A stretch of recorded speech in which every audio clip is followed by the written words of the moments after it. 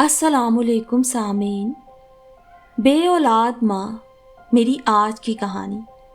लेकिन कहानी शुरू करने से पहले अगर आप हमारे चैनल पर नए हैं या आपने अभी तक सब्सक्राइब नहीं किया तो बिया और माला को सब्सक्राइब करना ना भूलिए। ये उन दिनों की बात है जब मैं लाहौर के जनरल अस्पताल में बतौर हेड नर्स काम कर रही थी। बस के जरिए अस्पताल आया जाया करती। उस दिन भी बस में बहुत रश था। जब वो माँ बेटी एक स्टॉप से बस में दाखिल हुई, औरत बुरी तरह हाँफ रही थी। मैंने अपने साथ जगह बनाकर उसे बिठा लिया। मुझे देखकर तशक्कुराना अंदाज में मुस्कुराई। बैठते ही अपनी बेटी से मुखातिब हुई, लाओ कोमल अपना बैग मुझे पकड़ा दो। बैठ जाए आप सुकून से, मैंने पकड़ा हुआ है ना, बिला वजह आपको मसला होता है। सादा सी बात थी, माँ बेटी में हो जाती है, मगर कोमल के अपनी माँ से इस कदर बदतमीजी के अंदाज में बात करने पर मैं जो बाहर देखने में मसरूफ थी, बेसाख्ता उस 12-13 साल लड़की की तरफ मुतवज्जे हुई।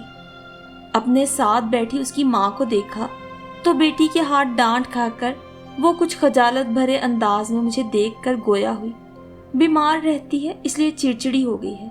क्या बीमारी है, मैंने पूछा, जिसके जवाब में उसने इंतहाई गमज़दा अंदाज में बताया, ब्लड कैंसर है। ओहो, कौन सी स्टेज का? आखिरी स्टेज का। इतनी कमसिन लड़की को ऐसी बुरी बीमारी का सुनकर मुझे दुख तो हुआ, पर मेरा तो रोज़ का काम था। कई मर्ज और मरीज मेरे हाथों शिफा पाते तो कई तड़पते इस दुनिया से रुखसत हो जाते। मेरे साथ बैठी वो अजनबी औरत अभी तक हाँफ रही थी। अचानक बैग खोला, उसमें से कुछ दवाइयाँ निकाल के खाने लगी। मैंने तजस्सुस के मारे पूछा, किस चीज़ की दवाई खा रही हैं? आपको क्या मर्ज है?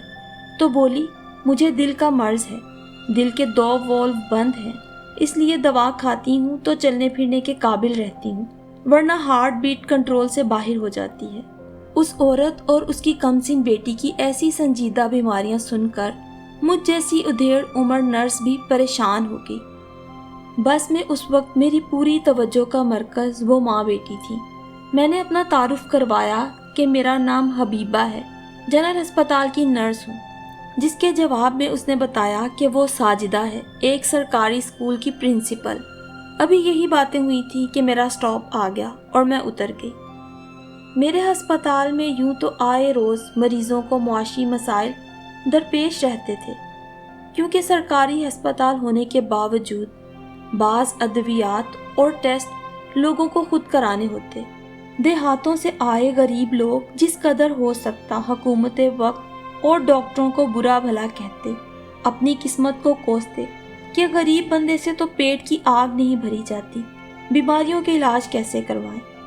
वार्ड के हर राउंड पर लोगों की ऐसी दुख भरी दास्तानें सुनने की मुझे आदत हो चुकी थी। आज भी वार्ड का आखिरी राउंड लगाते मैं उस मरीज की तशवीशनाक हालत देखकर उसके पास रुक गई। पूरे दिन में इस्तेमाल होने वाली अद्वियात की हिस्ट्री पढ़ी तो मालूम हुआ कि बहुत सी अहम अद्वियात तो आज उसे लगाई नहीं गई। ये क्या अम्मा, तुमने कल से ये दवा ही नहीं मंगवाई? उस 25 साल लड़के को टीबी हो गई थी। टीबी का इलाज करने के लिए टेस्ट करवाए तो मालूम हुआ कि यरकान की शिकायत भी है। अब मामला ये बना था कि कोई भी दवा उस लड़के को लगाने के लिए बहुत सोच समझ से काम लेना था कि मुबादा यरकान बिगड़कर जिगर पे असर न कर दे। सीनियर डॉक्टर कल सुबह ही उसे टीबी से पहले यरकान का इलाज शुरू कराने की अद्वियात लिखकर दे गए थे। जितनी दवाएं अस्पताल की तरफ से लगनी थी हम लगा रहे थे, मगर कुछ दवाएं ऐसी थीं जो कि महंगी भी थीं और मरीज को खुद खरीदनी होती हैं। लेकिन अम्मा ने अभी तक एक भी दवा नहीं मंगवाई थी और इस वक्त मेरे हल्के से डांटने पर मेरी तरफ देखे बिना बोली, हाँ आज मेरे सिद्दीक को आना था, वही दवाइयाँ लेकर देगा। जाने क्यों देर होगी सिस्टर जी, कल तक दवा आ जाएगी। पेचीदा मरीज और बेबस लवाहिकीन तो मेरे सरकारी अस्पताल की रोज़ की कहानी थे। रंजीता तो रहती थी, मगर रंजो अलम ने मेरे चेहरे पर ऐसा सकूत और स्पार्टपन तारी कर दिया था कि लोग समझते थे मैं बहुत बेहिस और चिड़चिड़े मिजाज की नर्स हूँ, लेकिन हकीकत इससे बिल्कुल मुख्तलिफ थी। اگر ہم نرسوں کے احساسات مریض ہمارے چہروں سے پڑھ لیں تو بیماری سے لڑنے کی وہ اپنی آدھی قوت ہی کھو دیں گے۔ پچھلے 20 سال سے میں بطور نرس اس ہسپتال میں نوکری کر رہی تھی۔ بعض اوقات سوچتی تھی کہ نرس اور فوجی ایک سا ہی کام کرتے ہیں۔ فوج پورا دن پوری رات جاگ کر سرحد کی، تو نرس پورا دن پوری رات ایک انسانی جان کی حفاظت کرتی ہے۔ اماں کے مسائل سے مجھے دلچسپی ہو نہ ہو، حل نکالنا میرے بس کی بات نہ تھی، سو اسے تھوڑا سخت الفاظ میں ڈانٹ کر صبح تک ہر حال میں دوا منگوانے کا کہہ کر میں آگے بڑھ گئی۔ میری آج نائٹ نہیں تھی، چنانچہ واپسی کا راستہ لیا۔ رات اپنے شوہر واجد سے جب اماں کے اس بیٹے کی حالت کا ذکر کیا تو ایک دم آپ دیدہ ہو گئے۔ واجد ایسے ہی تھے، بہت نرم دل۔ مجھے کہنے لگے اگر کل بھی اماں دوا نہ منگوا سکی تو کچھ پیسے میرے سے لے لینا، کچھ تم ڈال لینا، اس لڑکے کو دوا منگوا دو۔ واجد کی یہ ادا مجھے بہت پسند تھی، میرے مریضوں کے لیے مجھ سے زیادہ ہمدرد۔ سوچتی تھی ابھی تو یہ ایک ویلڈر ہیں اور مشکل سے 10-15 ہزار مہینے کا کماتے ہیں، اس پر بھی ہر ماہ جانے کتنے پیسے میرے ضرورت مند مریضوں کی مدد کو دیتے تھے۔ اگر ان کے پاس زیادہ ہوتا تو جانے کیا کرتے، لیکن در حقیقت پیسے کا کم یا زیادہ ہونا اتنی اہمیت نہیں رکھتا جتنا کسی انسان کے سینے میں ایک ہمدرد دل ہونا۔ میں بھی اپنی 20,000 تنخواہ سے ہر ماہ گھریلو اخراجات کے بعد جو بچا پاتی وہ ہسپتال میں کسی نہ کسی ضرورت مند کی نظر ہو جاتا۔ میرا لباس کیا تھا، تا حیات سفید سوٹ، نئے کپڑوں کا، شاپنگز کا مجھے ہرگز بھی کوئی شوق نہ تھا۔ اگلی صبح آئی تو اماں خالی خالی نظروں سے کھڑکی سے باہر دیکھ رہی تھی۔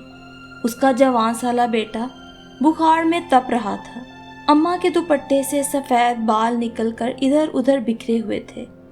اس کے جھریوں زدہ چہرے پر ممتا کی تڑپ اور بے بسی دور سے ہی نظر آ رہی تھی۔ میں تشویش سے اس کے بیٹے کی حالت دیکھ کر اماں سے بولی کہ دوا منگوائی نہیں تم نے؟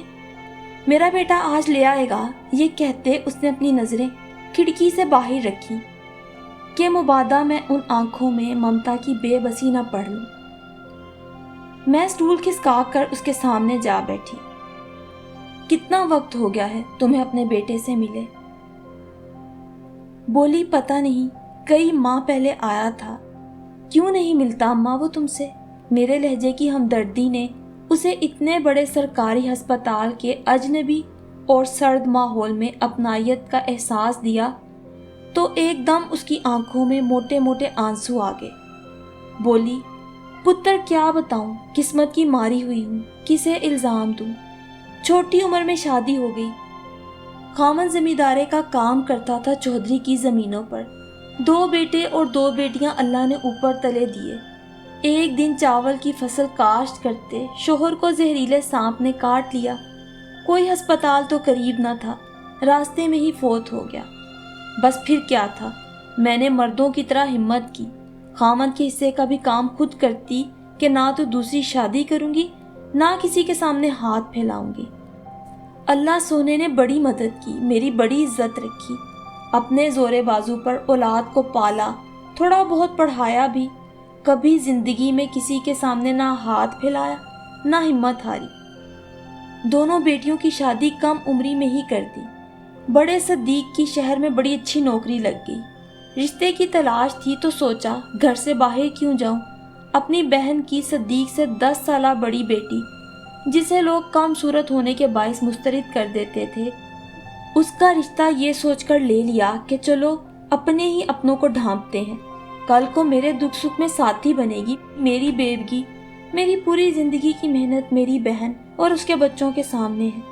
اپنا خون اپنا ہی ہوتا ہے۔ پر پتر جانے میرے ہی کرموں میں کسر ہے، اس نے تو آتے ہی رنگ ڈھنگ دکھا دیے کہ صدیق کے پیسے پر اس کی ماں اور چھوٹا بھائی عیش کرتے ہیں۔ میری بہن نے برادری اکٹھی کر لی، بڑی ذلت ہوئی میری۔ اگلے ہی دن میں نے اپنے بیٹے اور بہو کا چولہا چوکھا سب الگ کر دیا، پھر سے خود چودھری کے پاس اس کی زمینوں پر کام کرنے نکل گئی۔ مگر یہ جو چھوٹا ہے نا میرا بیٹا الیاس، یہ جو یہاں لیٹا ہے، تب اسے نوکری نہیں ملی تھی، شور بڑا کرتا تھا کہ اماں تو اس عمر میں کام نہیں کرے گی۔ اللہ کی کرنی ایسی ہوئی کہ اسے بھی تھوڑے دنوں میں ہی इलेक्ट्रीशियन के कोर्स के बाइस शहर में अच्छी नौकरी मिल गई। मेरे तो पुत्र दिन बदल दिए मेरे इलियास ने। बड़ा सदीक तो बीवी और बेटी के साथ शहर जा बसा था। मेरी पूरी उम्र की मेहनत का सिला मेरे इलियास ने मुझे दिया। बड़ा ख्याल रखता है मेरा, बहनों का भी बड़ा एहसास करता है। कभी कभार ही बेचारियां हमसे मिलने मेके आती हैं। इलियास उनकी आओ भगत में कोई कमी नहीं करता। यहाँ तक कि मालिक के पास ही पैसे जोड़कर इसने मुझे उम्रा भी करवा दिया। इसका मालिक बड़ा खुदा तर्स है। उसी ने इलियास को सऊदी अरब में नौकरी करवा दी। सारा इंतज़ाम हो गया। फ्लाइट से 2 दिन पहले इसे खून की उल्टियाँ आनी शुरू हो गई। फौरी तौर पे अस्पताल लेकर आए तो टीबी और अब यरकान निकल आया है। मेरे पास जो जमा पूंजी थी सब लगा दी है। इसका मालिक भी पैसे देकर गया था, वो भी लग गए हैं।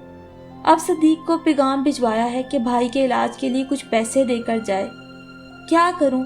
गैरतमंद इंसान तो अपना हक भी भीख समझकर मांगता है, वरना देखो तो बड़े भाई की जिम्मेदारी ही है ना छोटे भाई का इलाज करवाना। मुझे हमदर्द पाकर अम्मा ने अपने दिल का तमाम अहवाल मुझसे बयान कर दिया। मेरे ये पूछने पर कि उसका बेटा हर माह उसे कोई जेब खर्च वगैरह नहीं देता, बोली कि उसके तो अपने ही खर्चात पूरे नहीं होते। मियाँ बीवी दोनों नौकरी करते हैं, फिर भी घर नहीं चलता, मुझे क्या देगा? कभी आता है महीनों बाद तो कोई 150 मेरे हाथ पे रख जाता है। ऐसी बुलंद किरदार और मेहनती बेवा की कहानी सुनकर और उसके बेटे की बेहिसी पर मेरे दिल को बहुत अफसोस हुआ। मैं सोचने लगी, मैं एक बांझ औरत जो पिछले 10 साल से औलाद के लिए तरस रही थी, मगर ये अम्मा बच्चों के होते हुए भी कितनी तही दामन थी। ना कोई गमगुसार था, ना दिलासा देने वाला। मेरी समझ में ना आया कि उन्हें किन अल्फाज में तसल्ली दूं, उनकी ढारस बंधाऊं। मैं दुखी दिल के साथ खामोशी से बैठी रही। शायद हम दोनों ही के पास कहने के लिए कुछ ना था। शाम को वार्ड का चक्कर लगाने के लिए अभी मैं वार्ड के दरवाजे के पास ही पहुंची थी कि अम्मा के किसी से तेज तेज बोलने की आवाज़ आई। जिस औरत से वो बात कर रही थी उसकी पुश्त मेरी तरफ थी, मगर दोनों के तल्ख लहजे और जुमलों से मैंने अंदाज़ा लगा लिया कि वो अम्मा की बहू थी। बेटा फिर भी नहीं आया था।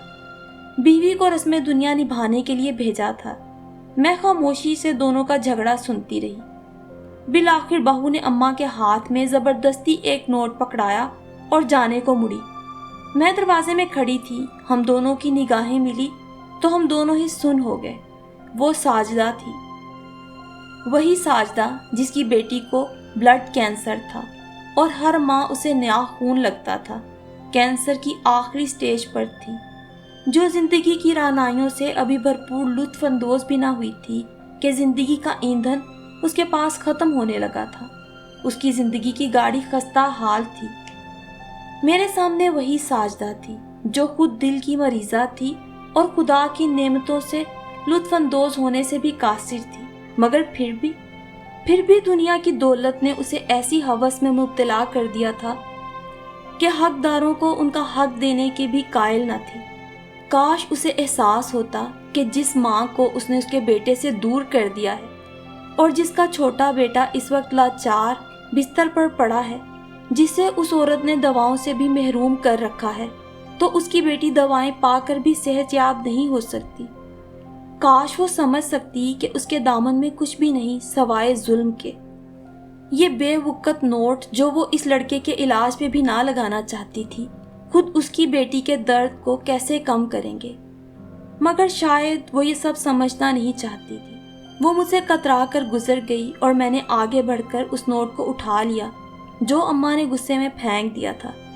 मेरी आंखों से 2 आंसू निकले। उस मैले कुचैले 50 के नोट में जज्ब हो गए। मैं सोचने लगी कि मैं जो आज तक इस दुख में मुब्तला थी कि अल्लाह ने मुझे औलाद की नेमत से महरूम रखा हुआ है, तो क्या ये अम्मा औलाद के होते हुए बे औलाद नहीं है?